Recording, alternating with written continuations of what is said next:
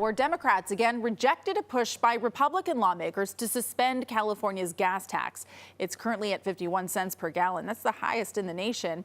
And this comes one day after Governor Newsom unveiled his gas rebate relief plan. That includes a $400 debit card for each vehicle owner, with a limit of 2 rebates per household. Newsom also plans to provide relief to non-drivers by making rail and mass transit service free for 3 months. But Governor Newsom's gas relief plan is facing some tough criticism. KPIX 5's Kenny Choi on why environmental groups think it's heading in the wrong direction. At this gas station in San Francisco, it's $6.29 a gallon for super. We all agree relief is needed at the pump, but some environmental groups believe that this is a temporary fix and that it's not a solution for long-term problems.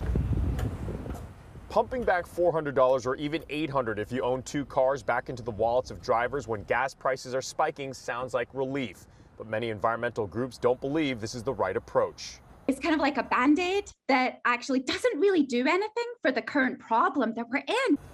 Instead of spending $9 billion for $400 rebates, the nonprofit Environment California wants to see that money used for more electric vehicle charging stations, transit system improvements, and programs that would drive more people to use electric bicycles. The rebates, they say, would conflict with efforts to reduce dependence on fossil fuels. It reminds me of like a glass of wine for an alcoholic. You know, it feels really good when you are struggling, but really the problem is we're dependent on this fuel to power our lives that is hurting us. It's hurting our health. It's hurting our planet. Bay Area environmental groups like Food and Water Watch want the governor to address fossil fuel dependence more aggressively. He needs to really take on the fossil fuel industry. Do more to speed that transition, which means stopping expansion of fossil fuels and moving towards that robust and quick and just transition to 100% renewable energy.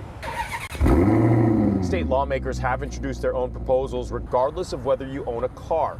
One would provide rebates of $200 for each taxpayer and dependent and excludes the top 10% of earners. A Democratic-led assembly today rejected a suspension of the gas tax, which would immediately reduce the price of gas by 51 cents per gallon. We need to have a very rapid and aggressive transition to 100% renewable energy with investments in electrification and public transportation. In San Francisco, Kenny Choi, KPIX 5.